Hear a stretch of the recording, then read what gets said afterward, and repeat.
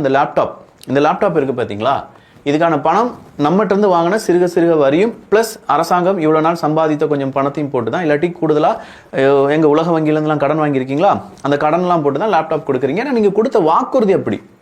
நீங்கள் வாக்குறுதி கொடுத்தீங்க. நீங்கள் எலெக்ஷனில் ஜெயிச்சு முதலமைச்சராக மாறினீங்கன்னா லேப்டாப் கொடுப்பீங்க அப்படிங்கிற வாக்குறுதி கொடுத்துருந்தீங்க சார். அந்த வாக்குறுதியை நம்பி தான் சார் என்னுடைய எல்லாருமே ஓட்டு போட்டாங்க.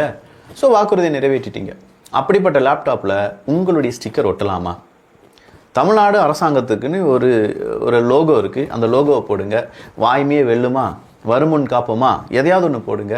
சரி, முதலமைச்சர் மு.க. ஸ்டாலின் அவர்களுடைய ஃபேஸ் தெரியணுமா, போட்டுக்கோங்க. ஒரு ஓரமாக இருக்கட்டும். அதை விட்டுட்டு எல்லா இடத்துலையும் நான் இப்படி சுற்றி சுற்றி ஒட்டுவேன் அப்படின்னு சொன்னால், எனக்கு நீ லேப்டாப் கொடுத்துட்ட, அது என்னுடைய லேப்டாப். அந்த லேப்டாப்பில் நான் என்ன வேணாலும் செய்வேன். என்ன வேணாலும் செய்வேன். அந்த லேப்டாப்பினுடைய அந்த முகப்பு பக்கத்தை நான் ஸ்டிக்கர் போட்டு ஒட்டுவேன். எனக்கு என்ன பிடிச்சிருக்கோ அதை நான் செய்வேன். ஏன்னா எனக்கு நீ லேப்டாப் கொடுத்துட்டு வாக்குறுதி நிறைவேற்றி விட்டாய், அவ்வளோதான், முடிஞ்சிருச்சு.